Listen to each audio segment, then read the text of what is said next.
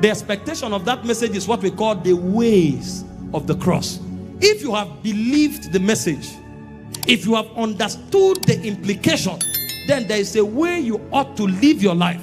And that's what Jesus told us in Luke 9:23. If you want to follow me, he said you must deny yourself and take up your cross and follow me.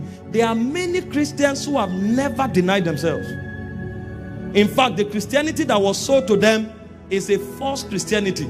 It's a Christianity of self-preservation, self-aggrandizement, self-glorification, everything outside of Christ. If you will live the life of the cross, self-denial and sacrifice will become your lifestyle. Paul was speaking in 1 Corinthians 15:31. He said, I die daily. That's a man who knows the cross. I die daily. That's self-denial. Now let me show you what you will die to, so that you don't just say, oh, he said self-denial. Self-denial has a meaning. And there are 7 things you deny yourself to. Number 1 is from sinful and inordinate pleasures. There are many Christians that the things that excite them is what excites the world. That's why most of you are big fans of Big Brother Naija. You'll sit on it for 3 months. You'll watch until you know all the stars. You even go and follow them on Instagram. People who are propelling seduction to a generation because you don't know the cross. Job said, I had a covenant with my eyes. He said, my eyes will not look upon the virgin. If you know the cross, there are desires you will kill in your life, because it's an act of worship. 1 Peter 2:11. Beloved, I urge you as sojourners and exiles, abstain from passions of the flesh, which wages war against your soul. Abstain. That's the cross. It's not an easy task, but the grace that the cross provides is what you fortify yourself with and say, no, I'm not part of it. You find Christians, they say, oh, night of 1,000 laughs. Which laugh? If you want to laugh, go and pray in tongues. You will laugh in the spirit. Night of 1,000 laughs, and they are making caricature with sacred things, and a Christian is there laughing, ha ha ha, when they are making light of sacred things. If you were able to laugh, you are worse than an infidel.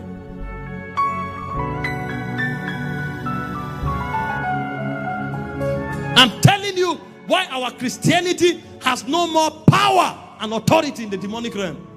We are talking, but Satan knows where to cripple us. Are you not the one shouting on the altar? Finish speaking in tongues. Come back. Let's go home. You are on pornography season 5. And you come to the altar. And the princes are saying, no, it's a drama. It's an actor. He acts in church. That's his script he's playing. When you are done, they meet you where it matters. And like I told you, why some of us are casting our crowns before the King of Kings, others are casting their crowns before harlots. Because we were not taught the cross, we will not war against flesh. The Bible said in Colossians 5:16, it said the spirit is against the flesh and the flesh is against the spirit. In 1 Corinthians 9:27, Paul said, I beat my body. Because the body won't let you, but you beat it. He said, I bring it under subjection, so that when I have preached the gospel, I should not be a castaway. In 1 Timothy 2:19, he said, the standard of the Lord standeth sure. He said, therefore, the Lord knows them that are his. It's within the premise of the cross that God knows his messengers. We are not messengers of God because we are blessed. We are not messengers of God because we receive money, we receive healing. We become messengers of God when we can beat our body and keep to the standards of God. He said, for in a great house, he said, there are many vessels. We can be many. It doesn't mean we are usable. He said, some are unto honor. He said, some are unto dishonor. He said, it doesn't matter what you are made of. It can be gold, it can be wood, it can be clay. That does not matter. He said, if a man purges himself, That's where the battle of cross comes. That's why you carry your cross daily. If a man purges himself from this thing, he said that man is qualified. That man is meat for the master's use. You think our number moves God? Our number does not move God. Yes, the glory of the king is in the multitude of the people. But what is the quality of men that stand on the sides of God? The Bible speaking in 1 Corinthians 6:17, it said, come out from among them. It said, touch not the unclean things. It said, they that bear the vessels of God, they must be clean. We think kingdom is cheap. The Bible said, if you have not resisted to the point of shedding blood, who told you you have capacity? Peter was speaking in 1 Peter 4:1. He said, if you have suffered in the flesh, he said you have ceased from sinning. There are men who through the cross have stopped the appetites of sin. He said, arm yourself with this mind. The same way Christ suffered in the flesh. He said, who? Him that have suffered in the flesh. I know it looks like if you don't watch that pornography, you will die there. He said some of them died in faith. That's what makes you a gallant soldier. This appetite may be here, but I won't see it, even if I have to die. If you need to travel, if you need to invite friends to come and live with you for 3 days, praying in tongues until that appetite dies, you will do it. That day will not come when you gratify the affections of sin. But Christians don't know the cross. They think Christianity is just come and receive prophecy. That's why we are not raising men that God can trust with nations. We are not raising men that God can trust with money. We are not raising men that God can trust with the heritage of a generation, because we compromise even when we are not tempted. You must die to inordinate affections, fleshly desires. The Bible said he wages war against your soul. That's why some of you are prophets who never manifest, apostles never manifest, leaders never manifest, because the powers of your soul have been shut down by fleshly desire. 5 hours every day, pornography, masturbation, immorality. Every 1 month you are confessing you are a child.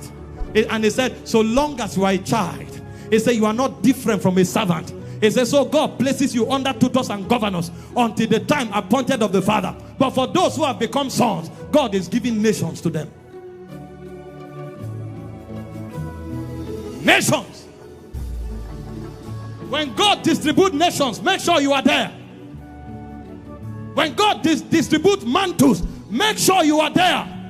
Don't be a child that is thrown down by masturbation, thrown down by pornography. There is a verdict of the cross. If you must follow me, you must deny yourself and carry your cross daily. The second dimension of self-denial is worldly lust. In James chapter 4 verse 4, it says, you are adulterous generation. He said, don't you know that friendship with the world is enmity with God? Some of you, although God has reunited you to himself, you have made yourself an enemy of God. Christians, every Friday they are in a clubhouse. They go and sit down and they are drinking alcohol. The ways of the world. You see a Christian dresses, he's like a harlot, because you don't know that friendship with the world is enmity with God. In 1 John chapter 2 from verse 15, it says, love not the world, neither the things that are in the world. God forbid that I love the same thing that a worldly person loves. God forbid. That's why you find Christians who are blinded. On the job, they can't receive divine strategies. On the business, they can't receive divine strategy, because the soul has been shut down. Love not the world, neither the things that are in the world. If any man loves the world, he said the love of the Father is not in him. What is in the world? The lust of the eyes, the lust of the flesh, the pride of life. He said these things shall pass away. He said, but they that love the Lord, they shall abide forever. When you carry the cross and journey in the way of the cross, you become like an immortal. Your testimony will outlive you. That's what the patriarchs of old did in the days of scripture. The Bible said from the time of John, because he was the only voice that never compromised, from the days of Noah. The whole generation went the way of rebellion. He said, but Noah was a just man. When God commanded, he moved. Such men can't die. Their lives become like a testimony. The legacies of immortals. Everywhere the gospel is preached, their name must be mentioned. Because everywhere you die, it becomes a memorial in the spirit. A landmark for generations to know the witness of God. Don't be part of them.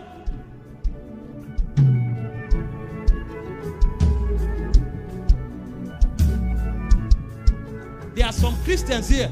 If something is happening in the world, they will leave church and go there. They will violate their prayer time and go there. This match they are playing today now, some Christians will never pray or come to church because of the match. It's not a sin, but it's love for this world. It's the lust of the eyes. The lust. The cross must circumcise your eyes, circumcise your flesh, if you will stand among the warriors of heaven. The third area of self-denial is in pride and the pride of life. Pride is an exaggerated estimation of yourself. Why pride of life is glorying in things, the act of glorying in things. Paul said, I glory in nothing save the cross of Jesus. There are many Christians today, they have an exaggerated estimation of themselves. They don't say what God says they are. They say what they think they are. And there are other Christians today, their life's value anchor on what they have. So because he has a car, he thinks he's an important person. Because he has a job, he's working with the government, he thinks it's important. Shame on you. We stand on things that are eternal. It's not my position in government that gives me a place with God. It's not the car I drive that gives me a place in God. It's not the money in my account. What is my glory? Christ in me is the hope of glory. If you are in that position where any little thing you have boosts your pride, you don't know the cross. Let nothing change your attitude except the knowledge of Jesus Christ. If money changes your attitude, if position changes your attitude, if men change your attitude, you don't know the cross. There are some people who are so useless that if they stand with a man and snap, they feel they have arrived. Some people they have no value, that if they travel to certain nations and come back, they think they have arrived. What a shame. When men are encountering God every day, when men are going to heaven and coming back, you go to London, you come back, you think you have arrived. What a life of vanity. Pride. That thing that makes you behave like a peacock will deny you your rank with God. Thank God for what he blesses us with. Human connection, money, resources, positions. But we will never anchor our values on those things. Because if we can do all things, it is through Christ that is in us. That's the source of our confidence. You must die to things so that pride and pride of life is uprooted. Number 4 thing you will die to is love of money. 1 Timothy 6:10, it said the love of money is the root of all evil. Some people will kill for money. Do you know that some people take human life because of 10,000 naira? Human life. 10,000 is not up to $1. They kill for it. Money. Some people have become adulterers and fornicators because of 20,000 naira. The love of money is the root of all evil. If you don't die to money, you don't know the cross. You must come to a point where money is an errant resource in your hand. You need money, but you don't love money. There are many things that is advanced through money. So you need money to run those errands. But if money will make you compromise, God forbid. Did you not read your Bible? The only thing God was equated with was mammon. To show you how powerful that thing has enslaved men. Money. This is why pastors are lying every day, trying to make friends with governors and senators, and they can't tell them the truth. because they are looking for change. See, come to that point where if God empowers you financially, thank him. But if he doesn't empower you, even if it's under a tree, do what you are doing with joy. Your value is not in where you are, it's in who lives inside you. Die to the love of money. Number 5, die to ambitions. Anything that makes you wander away from God is an ambition. If you don't die to those things, not too long, you will gain the whole world and lose your soul. I want to graduate with first class. It's good. But if that's the reason why you will bribe or sleep with a lecturer, then first class is not worth it. I want to be a professor at 35. Good. But if that's the reason why you will bribe, then it's not worth it. I want to be a leader in my generation. Good. But if that's the reason why you bow to idol, it's not worth it. The cross refuses that. Ambitions.